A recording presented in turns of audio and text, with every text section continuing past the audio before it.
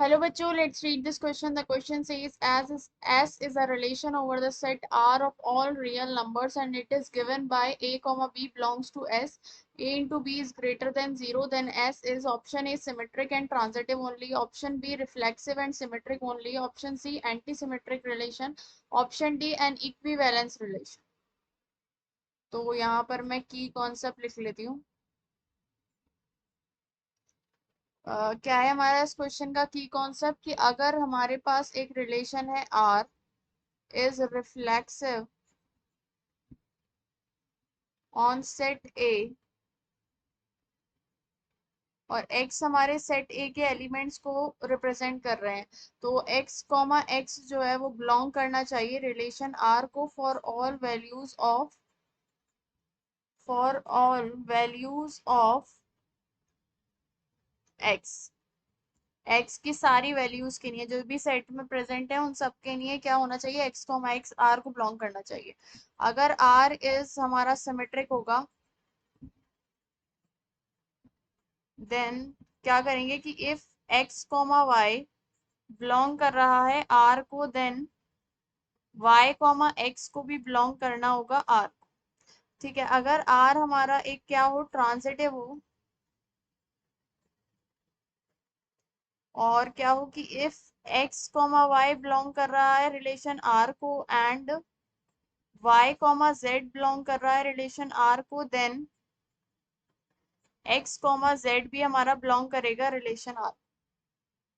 अब मेरे पास यहाँ पर रिलेशन क्या है कि S ए हमारा रिलेशन है a कॉमा b, जिसमें कि a into B is greater than और इक्वल टू 0 होना चाहिए, और कहाँ पर है, ऑन ऑल रियल नंबर्स, मतलब a और b दोनों ही रियल नंबर्स को बिलोंग कर रहे हैं। तो यहाँ मैं लिख लेती हूँ a comma b belongs to real numbers r। r से डिनोट हो रहा है set of r of all real numbers, ये r हमारे क्या है, रियल नंबर्स है। तो उसके लिए सबसे पहले हम क्या देखते हैं, रिफ्लेक्सिव देखते हैं।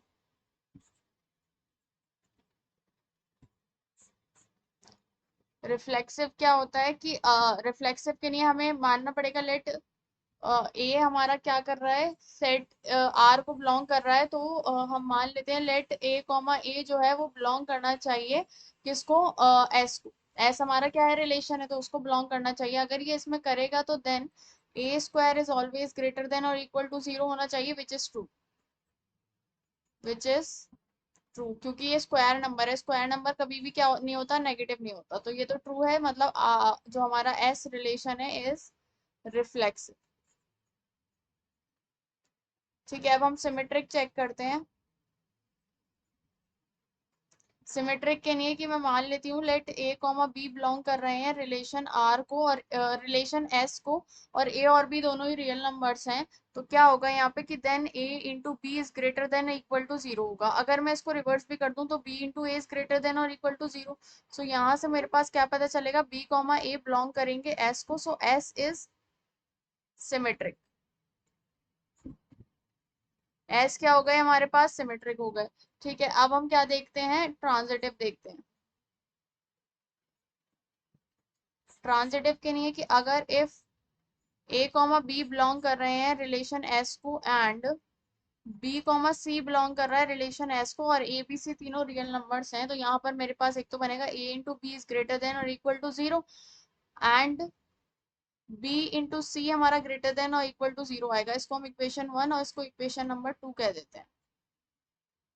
ठीक है, अब मैं क्या करूंगी, यहाँ पर इन दोनों को मल्टीप्लाई करूंगी, तो दो जब ग्रेटर देन इक्वल टू वाले नंबर हमारे ये दोनों 0 से बड़े हैं और बराबर हैं, तो उनको जब मल्टीप्लाई करेंगे तो वो आंसर जो आएगा वो भी 0 से बड़ा ही होगा, तो a into b square into c is greater than equal to 0 यहाँ आ जाएगा मेरे पास। ठीक है, अब बी स्क्वायर को मैं यहाँ पर डिनोमिनेटर में अगर ले जाऊं, डिवाइड कर दूं दोनों साइड बी स्क्वायर से, बी स्क्वायर एक पॉजिटिव नंबर है, तो हम डिवाइड करेंगे तो साइन भी चेंज नहीं होंगे, क्योंकि ये स्क्वायर नंबर है तो स्क्वायर नेगेटिव कभी नहीं होता, तो यहाँ से हम डिवाइड करेंगे तो ये a into c is greater than और इक्वल टू 0 हो जाएगा, ये वाली चीज तो 0 ही रहेगी।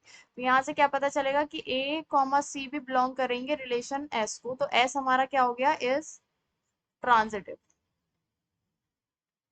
अब कोई रिलेशन रिफ्लेक्सिव भी हो, सिमेट्रिक भी हो, ट्रांजिटिव भी हो, तो वो रिलेशन क्या होता है, वो रिलेशन हमारे पास इक्विवेलेंस रिलेशन होता है। तो यहाँ पर मैं लिख लेती हूँ कि s is reflexive symmetric and transitive, so S is equivalence relation.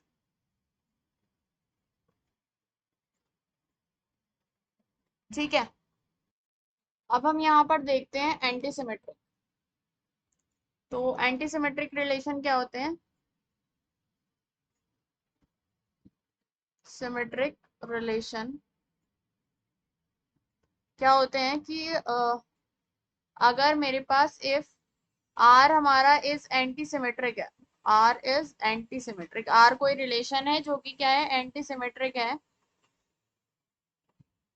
तो क्या होता है कि अगर if a comma b belong कर रहे हैं रिलेशन आर को, एंड बी कॉमा ए भी बिलोंग कर रहा है रिलेशन आर को, देन ए को बी के बराबर होना पड़ेगा जब भी वो एंटीसिमेट्रिक होगा, अदरवाइज वो एंटीसिमेट्रिक नहीं कहलाएगा। अब इस रिलेशन की अगर हम बात करें तो यहाँ पर हमारे पास क्या है कि ये रिलेशन हमारा रिफ्लेक्सिव है, जिसमें अगर ए कॉमा बी बिलोंग कर रहा है एस को, तो बी कॉमा ए भी एस को बिलोंग कर रहा है। इसको हम क्या कह सकते हैं कि अगर देखो यहाँ पर क्या है कि a इंटू बी हमारे क्या होने चाहिए, रियल नंबर्स होने चाहिए, है ना, और a इंटू बी की वैल्यू 0 से बड़ी होनी चाहिए। तो अगर मैं देखूँ तो यहाँ पर लेट 1,2 हमारा एस को बिलोंग करेगा, क्योंकि 1 और 2 दोनों ही क्या है, रियल नंबर्स हैं, और 1 इंटू 2 की जो वैल्यू होगी वो 2 होगी, वो भी हमारे पास 0 से बड़ी होगी। ठीक है, अब 2 इंटू 1 भी 2,1, अगर 1 इंटू 2 हम लिख रहे हैं तो 2,1 भी, 2 इंटू 1 भी लिख सकते हैं ना, इस ग्रेटर देन और इक्वल टू 0 ही होगा। तो यहाँ से क्या पता चलेगा कि 2,1 भी बिलोंग करेगा एस को। यहाँ पर 1,2 भी बिलोंग कर रहा है, 2,1 भी कर रहा है, but 1 is not equal to 2, so S जो है वो हमारा एंटीसिमेट्रिक नहीं है। सो एस इज नॉट एंटीसिमेट्रिक। तो हमारा जो रिलेशन है वो क्या है, ट्रांजिटिव भी है, रिफ्लेक्सिव भी है, सिमेट्रिक भी है। सो एस रिलेशन क्या हो जाएगा, इक्विवेलेंस रिलेशन।